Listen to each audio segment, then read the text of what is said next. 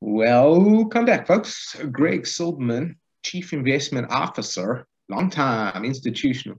Sorry, guys. Got to put some fun into this. Welcome back, Greg Silberman. CIOs and Bow Ties is our primary publication. This is called Come Learn With Me. We take a look at the articles which were curated by us, stuff that you liked, shared, etc., and what percolated to the top, and then we'll read it together in a come learn with me fashion. So always good stuff to be picked up. Let's check out this one. The MEME ETF Arrives. Oh, okay.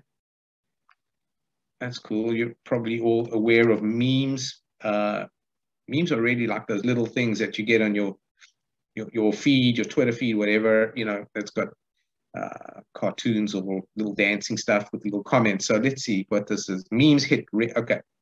Let's check out the article. Roundhill Investments' latest ETF aims to capture exposure to stocks that have become darlings in the eyes of retail investors, but does so with the animal spirits of early 2021 that drove GameStop and AMC to steep prices. So remember, they get caught on Reddit. They get chatted up on Reddit forums. The Roundhill MEME ETF debuted on the New York Stock Exchange Arco Wednesday with an expense ratio of 0.69%. MEME follows a custom index from Solactive that follows stocks with elevated social media mentions and high short interest. So those stocks had short interest by virtue of being not such good businesses, right? And hedge funds had short them, including SPACs and ADRs. The index's selectable universe is set at the end of each month and reconstituted and rebalances every 2 weeks based on social media and shorting activities. Companies with less than 1 billion market capitalization are disqualified from inclusion. The most similar fund to MEME that is trading today would be VanEck Social Sentiment ETF, Buzz. Buzz, get it? Which uses a similar online sentiment strategy. However, the fund rebalances monthly, carries an additional 6 basis points in fees. Roundhill, let's put that in the archives. Roundhill CEO Will Hershey said MEME is a middle ground option for investors who want access to the high beta world of MEME stocks, but without taking on the risk of holding a single stock that may or may not go to the moon. It's a way for people to potentially put on the trade to get access to or be exposed to one of those pops if and when they happen again, without having it to be right on a single day, he said. On debut, the largest holdings in the company were ContextLogic, Digital World Acquisition Corp, Upstart Holdings, DraftKings, and SoFi, with weightings ranging from 4.39% to 4.21%. To be honest, all I've heard of in here is SoFi and DraftKings. The two equities that brought the concept of meme stocks to mainstream attention are lower on the index. The first major meme stock, GameStop, holds a 3.96% weight, and while AMC holds 4.11% weight. GameStop reached as high as $347 per share in late January after individual investors on Reddit's wallstreetbets and similar forums bought up shares to squeeze hedge funds that had sold short more of the company's stock than all of GameStop's shares outstanding at the time.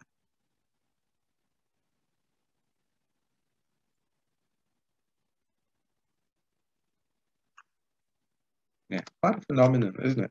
Really like crowdfunding investing. Crowd swarm investing.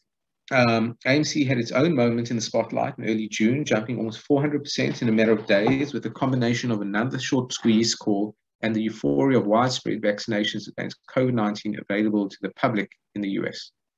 While the animal spirits from earlier this year have largely calmed down due to inflation, COVID's resurgence, and a less accommodative Fed, Hershey said there's still the potential for the crowd to send a new stock soaring. If you asked me, I would have told you that GameStop would be back at $30 by now, and I would be wrong, he said. So I've learned better than to try and predict how or when things will start or stop. Okay, that's interesting. Let's do one thing before let's see. So this was on December 8th. Let's see if we can get a chart and see how it's, okay, that's the prospectus. Meme.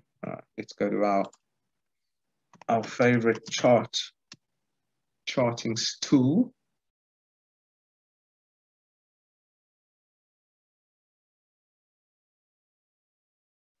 Come on. There we go. Let's have a look.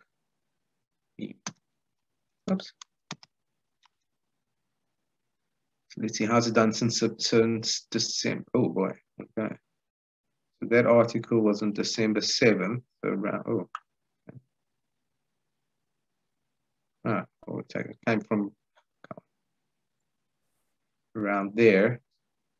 So 14 down to 12, 13. So down 10%, give or take. Don't quote me on that since the article came out. All right, guys. Well, again, not a specific theme that we follow and that we invest in. If you want to know the themes we follow and invest in, look at the description down below. We got a number of LinkedIn groups that we do follow and curate.